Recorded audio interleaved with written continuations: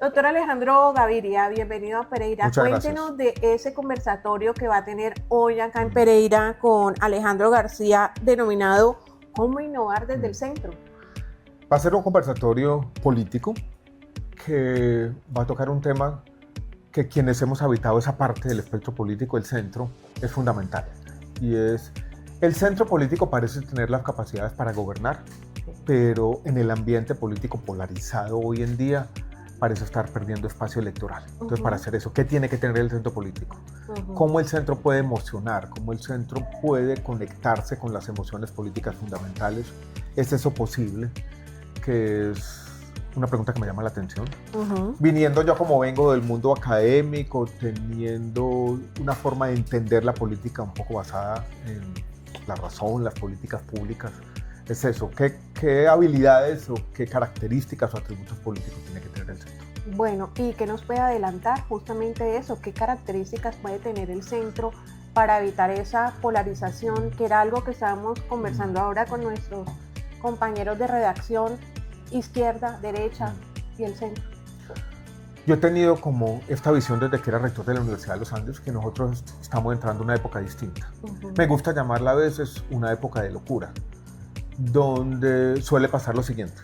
Esta trayectoria política, un año antes de las elecciones, cuando le preguntan a la gente por quién vota, el centro político le va bien.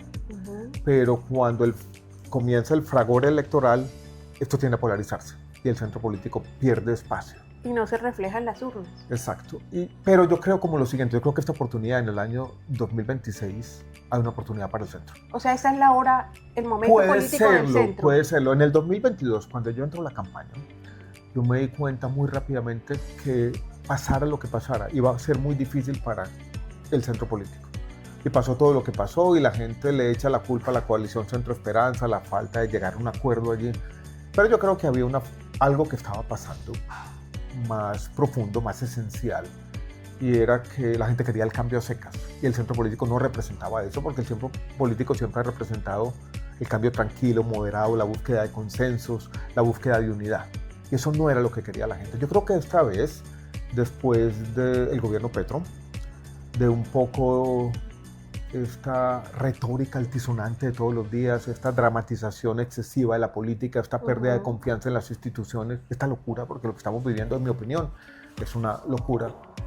El centro, si hace las cosas bien, puede tener un espacio. Y lo estamos buscando. Y yo quiero jugar un papel en esa idea. Y es el papel de unir, el papel de trabajar entre todos para encontrar un discurso. Acabamos de tener una reunión con empresarios y yo traté al final de la reunión de hacer algo que generalmente no hago, y es, bueno, ¿cuál es el tipo de liderazgo que necesita Colombia? Y a mí me gusta describirlo con dos palabras. ¿Sabe cuál es? Poeta e ingeniero. O sea, ingeniero, el que tiene la capacidad de entender los problemas en su complejidad y diseña soluciones. Pero el poeta es el que muestra una visión del país, el que con esa visión une, el que es capaz de decir cuál va a ser el papel de Colombia en el mundo. Ahora que tenemos esta bipolaridad y el epicentro de la economía mundial se mueve a China, ¿cómo vamos a potenciar nuestra biodiversidad y nuestra diversidad cultural? ¿Cómo vamos a construir historias de desarrollo que no hemos construido en las regiones? Ahí el centro puede jugar un papel. Lo va a jugar. Doctor, escuchándolo ayer a usted en una entrevista, usted decía que es académico, ingeniero, profesor, escritor, tiktokero. Lo único que le falta es ser presidente. No, me falta mucha cosa. Sí. He querido ser científico también y me gusta. Me ha gustado habitar el mundo de muchas maneras. Me ha gustado siempre tener en la vida eso. Fui académico por mucho tiempo. Me ha gustado escribir. Me gusta el mundo de la literatura. Pero me gusta conectar esos mundos distintos también con la política. TikTokero no lo... A videos de TikTok no me había llamado así, ya me está preocupando porque no quiero ser tiktokero, pero me gusta habitar el mundo de las redes sociales. TikTok, digo que hoy en día somos anfibios, o sea, estamos en esta realidad, pero toca estar en las redes sociales en casi cualquier ámbito de la vida. Pero es conectar eso que parece una vida de muchos ámbitos con la política y traer esa experiencia a este mundo. ¿Cómo ve el momento ¿Qué político? entrevista vio? La de que le hizo Me Creo Presidente. Ah, la que me hizo María Alejandra Villamizar. Sí, muy buena. Saqué varias para... Bueno, ¿cómo ve el momento político actual? Primera vez en la historia del país que son capturados simultáneamente un expresidente del Senado y un expresidente de la Cámara. Terrible, triste. Para mí, muestra que los vicios de ese sistema político, clientelismo, que ha caracterizado la política colombiana al menos desde los años 60 de la década pasada, alcanzó como este momento ya de degradación casi definitiva. Yo creo que el relacionamiento entre el Ejecutivo y el Congreso tiene que cambiar. Y sabe que yo hago una conexión. Es la conexión entre mi historia política, mi entrada al gobierno Petro y lo que pasó ayer. Y voy a contar como la siguiente historia. Yo creo que el presidente Petro, no sé si con buena intención o no sé si era una intención genuina o no, quiso tener un gabinete plural y quiso tener una conversación programática sobre las reformas y los consensos. Muy rápidamente, en el primer año de gobierno, desechó esa idea. Y en un tema particular, donde yo he estado inmerso en el debate por casi 2 años, la reforma a la salud, hubo un momento, y yo creo que ese es el momento, voy a decirlo de esta forma, donde todo se jodió. Cuando se sentó con los directores de los partidos tradicionales, estos señores hicieron unas propuestas, el gobierno quedó de incorporar esas propuestas en un borrador de la reforma a la salud, tuvieron una reunión 2 semanas después y nada había sido incorporado. Y eso se rompió. Y el gobierno tomó una decisión de negociar 1 a 1 con los congresistas, ya nada programático. Y las negociaciones 1 a 1 son clientelistas. Y primero compraron la Cámara de Representantes y después trataron de comprar el Senado. Y eso se hizo con la Unidad Nacional de Gestión de Riesgo. Y se hizo sin pudor. Y estamos pagando las consecuencias. Pero la conexión que quiero hacer es que cuando el presidente Petro renuncia a la idea de llegar a acuerdos, se va por la ruta clientelista y termina exacerbando la corrupción.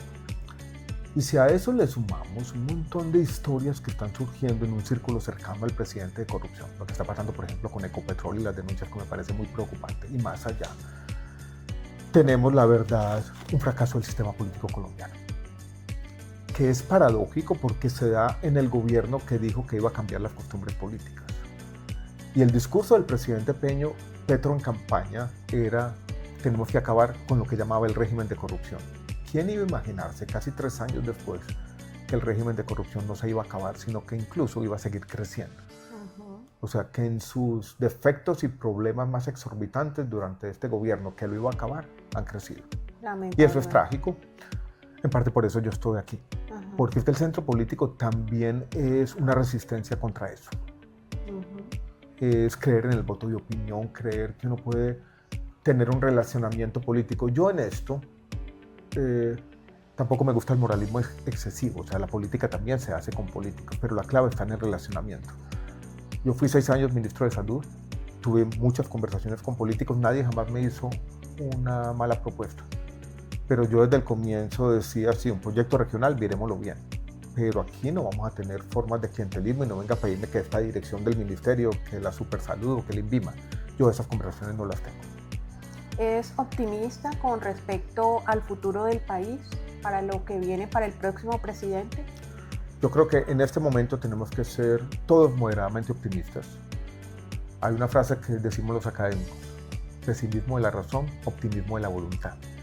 Y soy optimista en el sentido que estamos aquí por eso, porque creemos que se puede tener un mejor gobierno, pero también tenemos que ser realistas con lo que está ocurriendo, con esta excesiva fragmentación del centro político y de otras fuerzas que son la oposición, con la necesidad de empezar estas conversaciones con urgencia desde ya y no resignarse a lo que parece estar ocurriendo, que es una inercia que podría llevar a un escenario que no es el mejor para el país, o una persona donde el péndulo va de derecha populista o que tenga continuidad. Las ideas políticas, que lo podemos decir desde ya, han fracasado en esa necesidad que tenía el país, en la que yo sigo creyendo, de hacer el cambio. Yo quisiera plantear algo que puede ser paradójico. Petro ha hecho un mal gobierno. Yo creo que ya podemos hacer un juicio definitivo, pero eso no significa que algunas de las ideas o análisis o diagnósticos del presidente Petro están todas equivocadas. Ujú. Y si alguien habita el mundo político y no es capaz de hacer esa diferenciación, yo creo que puede perder el año. Bueno, doctor, entrando ya al tema de sus propuestas, ¿cuáles son sus propuestas a nivel político y económico para el país? Mis propuestas yo las dividiría como en tres partes. Las que me han acompañado toda la vida vienen de las reformas sociales y la política social. Son en salud, la reconstrucción del sistema, la necesidad que tenemos de hacer una reforma de verdad, no la reforma que se ha hecho ahora. Veníamos para acá, ¿qué es lo primero que nos encontramos? Las colas de gente para reclamar medicamentos. Sí, desafortunadamente. Dejar eso atrás, porque este gobierno que iba a reformar el sistema se lo tiró. Entonces mi primera propuesta tiene que ver con eso, con la reconstrucción del sistema de salud y que Colombia tenga lo que puede tener, el mejor sistema de salud de América Latina, porque tenemos las capacidades. En educación, cuando yo fui por 7 meses ministro de Educación, teníamos una meta que yo quiero recuperar. Y la meta de tener 500.000 nuevos cupos universitarios de verdad, con lo que quiere el país. Esa meta quiero retomarla también. Y esa meta tiene que estar basada en el sistema mixto de educación superior, es decir, yo no voy a plantear un conflicto definitivo entre la universidad pública y la privada, porque eso no es verdad. Y eso pasa por otro tema que yo quiero proponer, que es la reforma al ICETEX, entonces las reformas sociales. El otro tema tiene que ver con la economía. Colombia va a tener que resolver un problema muy complejo que tiene, que es el Estado está gastando más de lo que tiene. Y hay que recortar. Y mi experiencia, yo tengo más experiencia que cualquier otro candidato en eso. Me he sentado que en el COMPIS, que en los planes de desarrollo, y conozco la estructura del Estado y soy capaz de hacer la ingeniería económica que se necesita para resolver ese problema tan berraco. Entonces mi propuesta tiene que ver con eso, con tener una economía estable y con permitir que el sector privado crezca y construir historias de desarrollo que logren llevar bienestar al país, que tienen un enfoque territorial. Una es la del centro de Colombia, otra es la frontera con Venezuela, otra es las economías verdes en el sur de Colombia, otra son las historias de turismo que pueden construirse. Cualquier persona que aspire a gobernar a Colombia tiene que tener propuestas sobre el tema de seguridad, porque nuestro país se está dividiendo, se está convirtiendo en repúblicas independientes. El Catatumbo parece estarse separando de Colombia. Arauca, hace mucho tiempo tercerizamos el manejo de esa frontera a organizaciones criminales. El Cauca parece estar dividido en un sur donde el Estado perdió el control. Ya se nos olvidó lo del plateado. ¿Ha pasado algo allá? Nada. Simplemente un espectáculo por una semana, una llegada del Consejo de Ministros allá, tierra de nadie. En el norte del Cauca está pasando lo mismo. El Clan del Golfo te está tomando una buena parte de Colombia. De Urabá hacia el oriente, pero también ustedes están viviendo el problema en la frontera con Chocó. Para uno resolver ese problema, yo creo que hay que partir de lo siguiente, y esta es una idea centrista, y por eso a veces el centro no logra, pero yo creo que es la idea aterrizada en la realidad. La paz total fracasó, y volver a estas negociaciones desordenadas con decenas de grupos no tiene sentido. Pero si alguien llega mañana con un discurso y nos dice lo que necesitamos es la seguridad democrática versión 2002, no está entendiendo el problema. Ese era el problema de la hegemonía de un solo grupo armado, muy distinto y que necesitaba un tipo de estrategia que no es lo que necesitamos hoy. Hoy lo que se necesita es hacer el diagnóstico territorial y cómo básicamente uno tiene que entender las realidades territoriales a fondo y tener, por supuesto, un fortalecimiento de la fuerza pública, pero con eso no va a bastar. Toca, de nuevo, vuelva a la idea de construir políticas de desarrollo. Y ahí es donde me voy a mover, en la política social, en la recuperación de la economía y en tener una estrategia de verdad de seguridad basada en la inclusión económica. Porque es que si no, las organizaciones criminales armadas van a ser las que van a llevar las economías ilegales como la única forma para muchos jóvenes y personas salir adelante. Bueno, hay una pregunta que no puedo dejar por fuera y es que a pesar del momento político, de todas esas coyunturas que estamos viviendo, nunca se había visto tal cantidad de precandidatos a la presidencia. ¿Cuál es la lectura que usted le da? La lectura que le doy es que eso tiene que ver con 3 factores. El primero, que los partidos políticos han perdido espacio. Antes había en los partidos políticos esta idea de que se filtraban los candidatos. En mi época se hablaba de la fila india. Los partidos políticos eran los que de alguna manera ordenaban los candidatos y había una carrera política. usted era concejal, era representante de la Cámara, era senador, era ministro, se empezaba a perfilar para la presidencia y empezaba la fila. Hoy en día ya no. Lo otro, esos aparaticos que nos están enloqueciendo. Mucha gente cree que con una buena estrategia de redes sociales es suficiente para ser presidente. Y lo que pasó con Rodolfo Hernández lo compró. Y lo otro es que las historias políticas recientes, por ejemplo, el ascenso rápido de Iván Duque, también llevó mucha gente que se puede saltar todo y que puede llegar allá. Eso desordenó la política y la volvió caótica.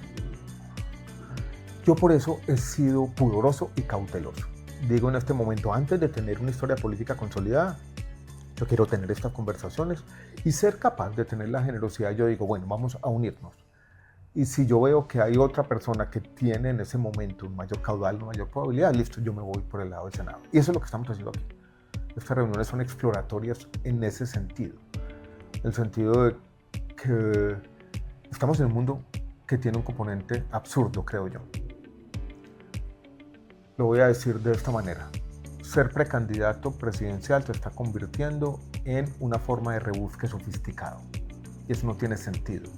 Y cualquier persona, independientemente de su trayectoria, puede autoproclamarse presidenciable. Yo tengo una trayectoria.